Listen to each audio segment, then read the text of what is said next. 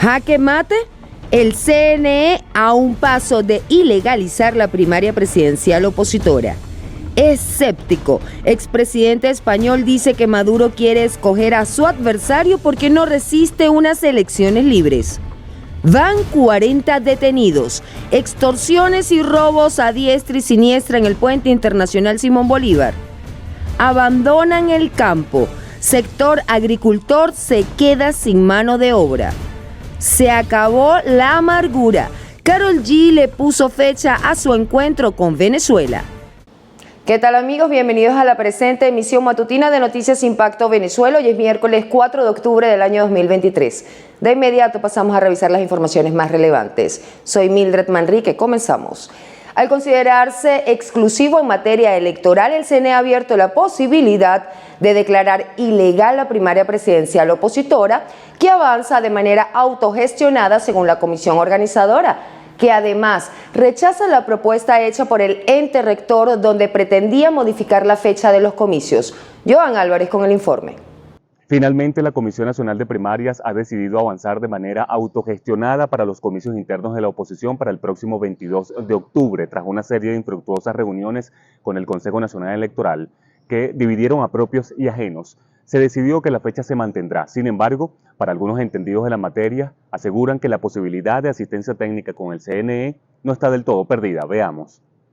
La Comisión de Primarias dice, no puedo posponer y sigo necesitando tu asistencia técnica, solo que la necesito en estas materias.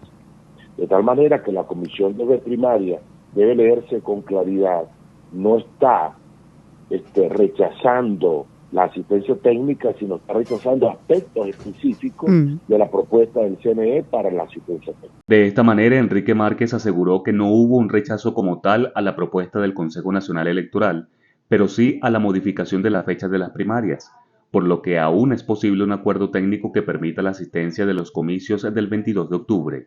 Sin embargo, la exclusividad que dice tener el órgano electoral para la organización de elecciones de cualquier índole en el país ha generado la mayor incertidumbre en cuanto al fundamento jurídico de dicho planteamiento.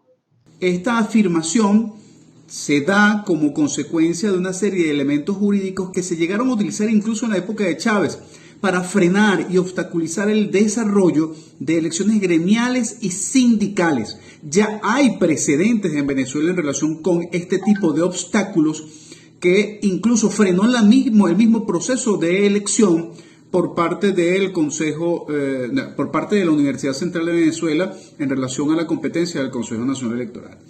De no concretarse un acuerdo entre ambas instancias, parece ser un hecho que las primarias pudieran ser judicializadas con base a esta exclusividad que dice tener el CNE, por cuanto los comicios no serían vinculantes para una posterior elección presidencial.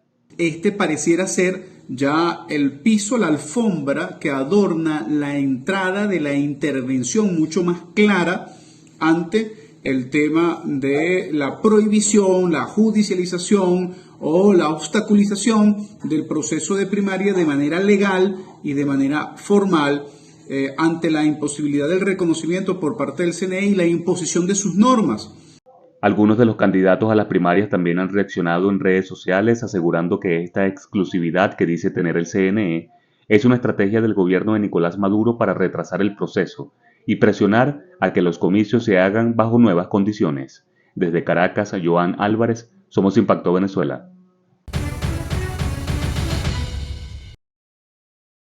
En Impacto Venezuela nos interesa muchísimo conocer sus opiniones, por eso diariamente publicamos en todas nuestras plataformas digitales la pregunta del día. Y la de hoy es la siguiente: el chavismo está acorralando cada vez más la elección del candidato que se medirá posiblemente con Nicolás Maduro en 2024. Entonces, ¿defenderías el proceso de primaria si el CNE lo ilegaliza? ¿Qué harías? El expresidente del gobierno español, Felipe González, asegura que Nicolás Maduro no resistiría a unas elecciones libres, por lo que tiene que buscar cooperadores que estén dispuestos a perder para garantizarse el triunfo en unos comicios que están previstos para el año que viene. Taitir Calderón nos comenta. Durante el evento de presentación de la novela de Javier Moro, Nos quieren muertos, que recoge los testimonios de exiliados, González dijo que Nicolás Maduro tiene que buscar a blanqueadores cooperantes que estén dispuestos a presentarse a unas elecciones para perder y así darle la garantía de que triunfará en 2024. Resaltó que los regímenes autoritarios no se distinguen por el color ni la tendencia que presentan. Ante la posibilidad de elecciones en Venezuela, se mostró escéptico y cuestionó si Maduro estaría dispuesto a pactar unas elecciones limpias y con garantías luego de haber construido estructuras de represión. El expresidente español señaló que los comicios presidenciales previstos para 2024 serán similares a los de 2018, cuando Nicolás Maduro escogió a su adversario de la oposición para asegurar su propia victoria. La Interpol capturó a 40 personas por homicidio, extorsión y robo en el puente internacional Simón Bolívar de la frontera con Colombia. Para el diputado Ricardo Hernández, mientras no haya coordinación binacional en materia de seguridad, Táchira seguirá siendo el centro de operaciones de grupos criminales. Marina Iglot nos amplía esta información. Interpol capturó en septiembre al menos a 40 personas solicitadas, 4 de ellas por homicidio. Por el puente Simón Bolívar, reseña la prensa local, que atraviesan a diario 17.000 ciudadanos. Para diputados regionales urgen políticas binacionales efectivas para evitar la exportación e importación del delito en frontera. Con preocupación observamos de que este territorio de la frontera, tanto del lado del norte de Santander como del lado del Táchira, en el caso de San Antonio, Ureña, La Fría, estos municipios fronterizos que son utilizados como vías de alivio o de escape de los grupos irregulares, de los grupos delincuenciales que cometen sus fechorías en Cúcuta, en el norte de Santander, y se refugian en San Antonio, Ureña, La Fría y viceversa, de manera tal de que aquí es donde tiene que actuar de manera mancomunada esas buenas relaciones que puedan existir entre el gobierno de Colombia y el gobierno de Venezuela, para que ese cruce de información, esas políticas de seguridad sean armónicas y sean establecidas de manera conjunta. Para el diputado Hernández, no han sido suficientes los esfuerzos del lado venezolano para combatir la acción criminal en territorio nacional. Estamos también exigiendo a los organismos oficiales, en este caso a la gobernación del Táchira, al gobierno nacional, medidas más contundentes, más eficaces, más eficientes en torno al combate de la inseguridad en la frontera. Sabemos que han habido detenciones de delincuentes, de personas, de sujetos que son solicitados y que han cometido delitos en el centro del país y que utilizan esta frontera como vía de escape. Pero ante esta situación nosotros estamos observando, hemos recibido la información de que todavía permanecen y va a permanecer hasta que no haya una política seria, definida, firme en contra de los grupos armados, llámese guerrilla, llámese paramilitares o llámese AMPA común. Recientemente el Ejército de Colombia capturó a un sujeto y neutralizó a otro, ambos integrantes del Tren de Aragua que se dedicaban a la extorsión y microtráfico en Los Patios y La Parada. Marina Iglot, Somos Impacto, Venezuela. El campo venezolano sigue quedando sin mano de obra. Según un estudio descriptivo realizado en 110 comunidades por la Red Agroalimentaria de Venezuela, en un 48% ha incrementado la migración de los habitantes de las zonas rurales del país durante este año. La mayoría de ellos se dedicaban a la agricultura, una situación que se evidencia con gran notoriedad en fundos ubicados en el oriente del país. Según cuentan nuestros productores, Susana Quijada tiene los detalles. De acuerdo a lo indicado por trabajadores del campo, lo que principalmente influye en la reducción significativa de la mano de obra en las fincas y fundos son la inseguridad y los bajos salarios que perciben debido a que los patronos no están produciendo o si lo hacen es muy poco. La gente no quiere pernoctar en la finca porque hay miedo, porque todos los días asaltan fincas. Y la gente, por supuesto, no duerme allí, evitando un mal mayor. Por su parte, los trabajadores tienen el problema de cuánto le pueden pagar. Con lo que le puede pagar un productor, no le cubre las necesidades mínimas. Entonces ellos buscan que los productores le den todas las comidas. Cuánto influye el costo de esas 3 comidas o 2 comidas, que es lo que se hace en el campo. Entonces la gente joven ha desaparecido del campo. Según el expresidente del gremio de ganaderos en el sur del estado, Anzoátegui, actualmente la poca mano de obra que queda en el campo son de niños o ancianos. Generación intermedia no existe en los campos, o están los muy ancianos o los muy niños, porque todo lo demás han ido a engrosar los cinturones de miseria de las poblaciones. Algunos, como Julio Evans, debieron abandonar el campo por la falta de recursos para producir y mantener una mano de obra. Tuve más de 40 años en el campo, desarrollando el campo, con distintos rubros, tanto en la parte vegetal como animal. Pero lo que hemos visto, pues que ahí lo dejó porque obligado pues, porque no hay condiciones para uno permanecer en el campo. Las condiciones son no podemos decir ni siquiera que son limitadas, sino que no existen, porque no hay lo que dije antes, no hay apoyo del Estado. Desde el estado, Anzoátegui, Susana Quijada, somos Impacto Venezuela. El martirio continúa. Los apagones se intensifican cada día en las regiones del país y uno de los más afectados son los comerciantes, quienes reportan pérdidas millonarias. Ramón Vélez con el reporte.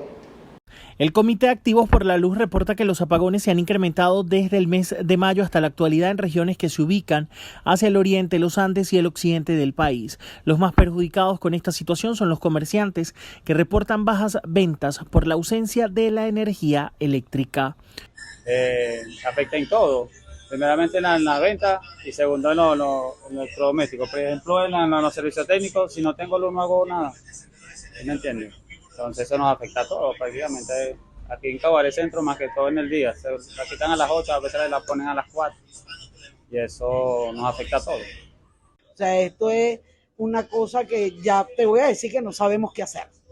Porque de verdad, por lo menos en el centro de la ciudad no deberían de quitar la luz, sino en la tarde, después que se culminan las horas laborales. Estaríamos de acuerdo en eso. Claro, si hay racionamiento tenemos que hacerlo. Pero, cónchale, no que afecte por lo menos el centro. Además, este tema de los apagones en la zona centro-occidental del país han dejado pérdidas en los distintos establecimientos comerciales, quienes en ocasiones los dueños reportan que han tenido que botar algunos alimentos porque los apagones se extienden hasta por 8 y máximo 10 horas. Pierdo mucho las carnes, se descongela la nevera, son 3-4 horas. 4 horas sin luz, es pérdida para mí, pues. Sí he tenido mucha pérdida de alimentos y en cuanto de cerrar, no cierro porque, o sea, es un local pequeño y me defiendo con el ambiente, pues la ventilación. En medio de este contexto hay otra realidad latente y es que continúan las denuncias por la falta de electricidad en diversas comunidades de la zona centro-occidental del país por el daño de transformadores. En estas zonas han permanecido oscuras por más de 20 días continuos. Necesitamos transformadores de 50, si lo pueden conseguir 2 transformadores de 50 kVA o de repente un transformador de 75 kVA. ¿Por qué? Porque un transformador pequeño como Explotor S de 37, más adelante nos va a afectar a la comunidad y vamos a quedar mucha gente sin luz porque está trabajando una sola fase nada más. En el caso de Barquisimeto, las autoridades locales han ido atendiendo en conjunto a la Corporación Eléctrica los daños de transformadores. Sin embargo, en ocasiones, los daños de estos equipos sobrepasan la demanda que adquieren. Para Impacto Venezuela, Ramón Vélez. Terror. Eso fue lo que causó un grupo de indígenas yucpas en la comunidad de El Soler, en el municipio de San Francisco del estado Zulia, quienes armados ingresaron a locales comerciales y residencias, causando destrozos a su paso. Este ataque se dio luego que la comunidad los enfrentara por sus constantes abusos. Vea el reporte que nos trae Edwin Prieto. Con total impunidad y ante la inacción de los cuerpos de seguridad, los indígenas yucpas hacen lo que les da la gana en distintas zonas del estado Zulia, causando terror, pero además molestia en la ciudadanía que está dispuesta a enfrentarlos para parar sus abusos. La violencia generada por los indígenas Yucpas está llegando al límite y los ciudadanos, quienes ya cansados de sus abusos, están decididos a enfrentarlos y parar de una vez por todas la acción vandálica de quienes, exigiendo el cumplimiento de presuntos pagos, han arremetido en contra de la población indefensa ante la inacción de los cuerpos de seguridad como la Guardia Nacional, Policía Nacional Bolivariana y la Policía del Estado, quienes no se atreven a tocarlos porque ellos dicen llamarse Patrimonio de Venezuela. Y le hago un llamado al gobierno nacional. Para esto sí son buenos. Para tirarnos a nosotros pero para los yupas no son buenos. Para los yupas lo dejan vender gasolina, lo dejan robar, lo dejan saquear. Pero a nosotros los que estamos pagando el salario de ellos, que pagamos impuestos, que no nos hemos ido de Venezuela, nos tiran la piqueta a nosotros. Los Yucpas tienen meses arremetiendo en contra de empresarios, transportistas, comerciantes e incluso contra la viceministra de Asuntos Indígenas de la administración de Nicolás Maduro. Pero durante la primera semana del mes de octubre, la situación se ha salido de control, justamente en el sector El Soler del municipio San Francisco del estado Zulia, donde los vecinos, cansados de tanto abuso, decidieron enfrentarlos para terminar con esta situación que los mantiene en zozobra.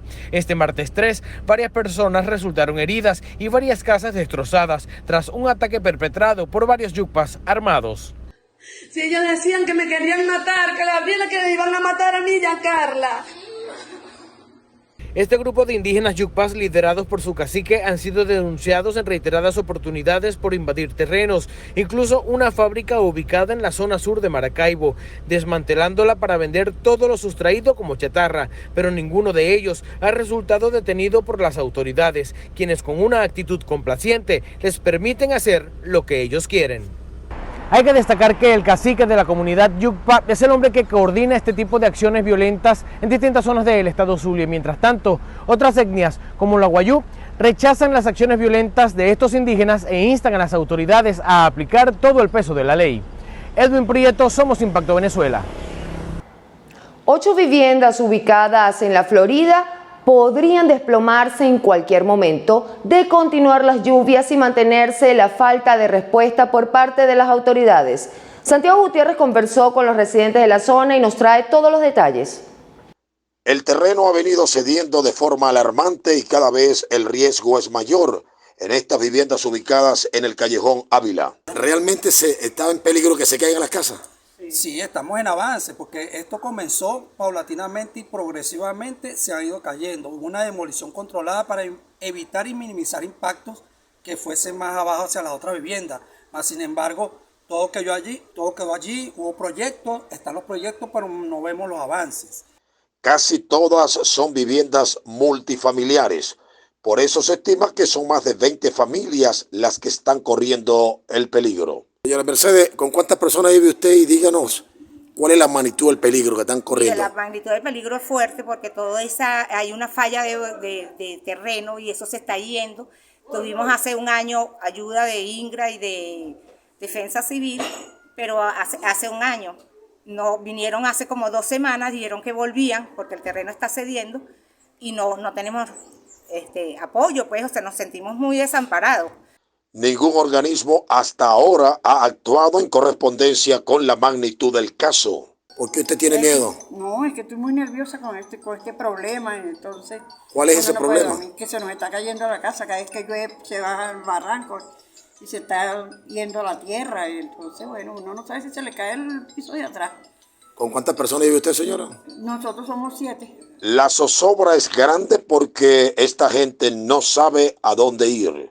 Estas familias, sin duda alguna, presienten consecuencias a corto plazo si no hay la acción oficial.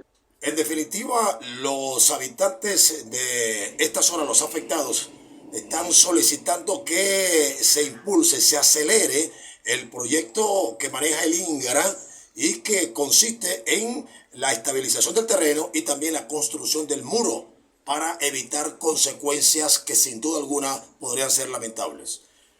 En la zona de Chapellín, la Florida, Santiago Gutiérrez, Somos Impacto Venezuela. Familias enteras cruzan a pie desde Panamá hacia Costa Rica para llegar a un campamento de migrantes improvisado en un antiguo aeródromo. Ellos son quienes logran sobrevivir a los obstáculos naturales de la selva pero también a las bandas criminales. Es un paso más hacia su último destino, Estados Unidos. Jesús Albino nos cuenta más. Un creciente flujo de migrantes, muchos flagelados por la fiebre, los vómitos y la diarrea, llega cada día a Paso Canoas, en la frontera entre Costa Rica y Panamá, tras cruzar la selva del Darién rumbo a Estados Unidos.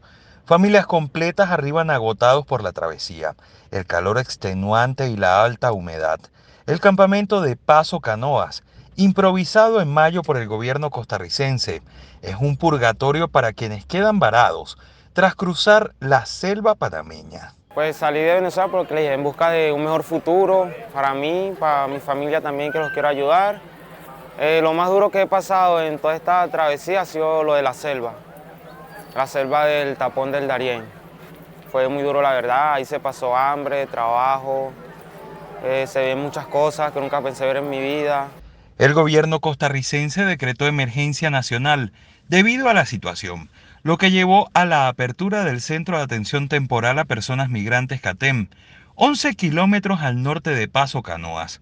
Unos 3.000 migrantes llegan directo al CATEM desde Panamá, en autobuses fleteados por el gobierno panameño en lugar de dejarlos en la frontera, como hasta ahora, y evitar la miseria del campamento fronterizo, que será cerrado. Ha surgido la necesidad de tener un centro donde podemos darle un lugar de albergue a las personas para que puedan continuar con su travesía. Al día de hoy Costa Rica está haciendo los mayores esfuerzos para poder acondicionarlo, porque el flujo migratorio como nunca antes está a 3.000 a 5.000 personas. La venezolana Esmeralda Cuica afirma a la AFP que agradece estar en CATEM y no en Paso Canoas, donde permaneció varios días antes. En cuanto al paso de Canoa, allí eso es bien terrible, bien difícil de estar, ¿verdad? Porque es una supervivencia, todos contra todos. En cambio, aquí hay más disciplina, nos tienen 3 comidas que son balanceadas. Bueno, no estamos acostumbrados a comer tanto grado, pero gracias a Dios que tenemos esta comida, y hay duchas, hay baños, hay zonas para esparcir, pues, recreación. Unos 200 oficiales custodiarán 24 horas el lugar. Los migrantes con dinero para pagar los autobuses hacia Nicaragua seguirán sin demora su viaje. Quienes no lo tengan podrán esperar a conseguirlo en un recinto techado, con habitaciones con literas y colchones para menores, ancianos o enfermos. Ahora pasamos a revisar informaciones que se originan en nuestro vecino país en la sección Colombia en Vivo. Bienvenidos a Colombia en Vivo, les habla Laura Díaz. Hay luto en la Fuerza Aérea Colombiana por el fallecimiento del capitán Hanner David Sánchez, quien perdió la vida en la mañana de este martes cuando la aeronave que piloteaba se desplomó en la ciudad de Cali. En el hecho, otro tripulante resultó herido. Momentos de tensión entre campesinos y las autoridades en la vía Bucaramanga-Barranca Bermeja, que permanece cerrada por un enorme deslizamiento sin darles una solución. Y por último, Karol G llega a Colombia con su gira Mañana será bonito. La cantante se presentará en Medellín el 1 de diciembre y la alcaldesa Claudia López confirmó que estará en Bogotá para abril del 2024. Hasta aquí, Colombia en Vivo. Hasta pronto. Y es momento de conocer más de la actualidad en materia internacional en el mundo en 60 segundos.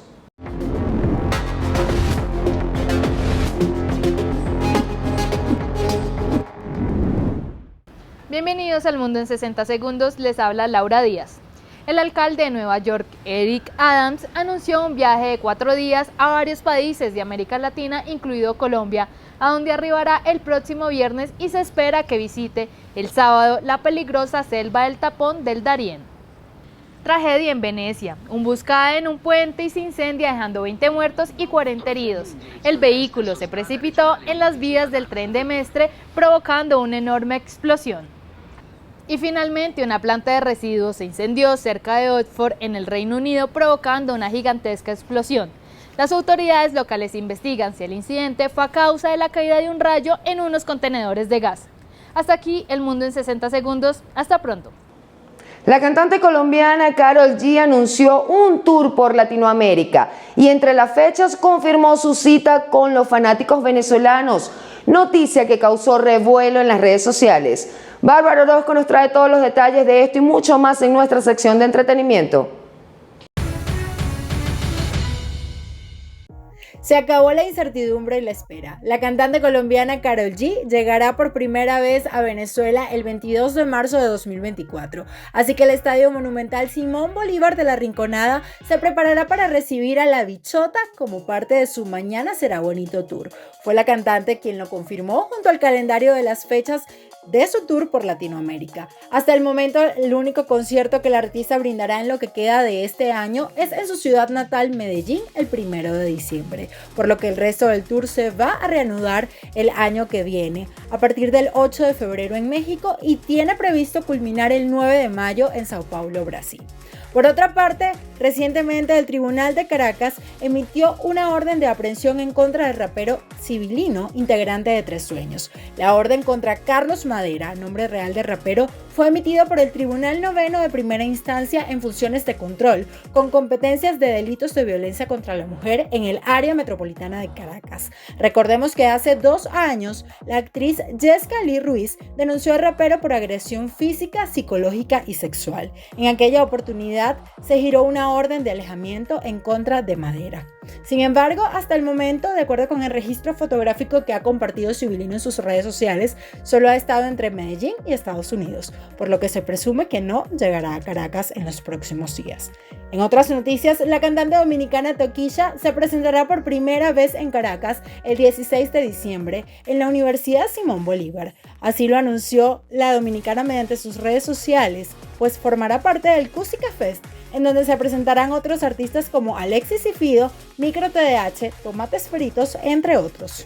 Espero que hayan disfrutado de este segmento. Los acompañó Bárbara Orozco. Nos vemos en la siguiente emisión. Amigos, gracias por acompañarme cada día en el noticiero de todos los venezolanos. Recuerden que para más información pueden visitar www.impactovenezuela.com y nuestras redes sociales @ImpactoVE. Recuerden además suscribirse a nuestro canal, activar las notificaciones, compartir y por supuesto comentar. Soy Mildred Manrique, hasta la próxima.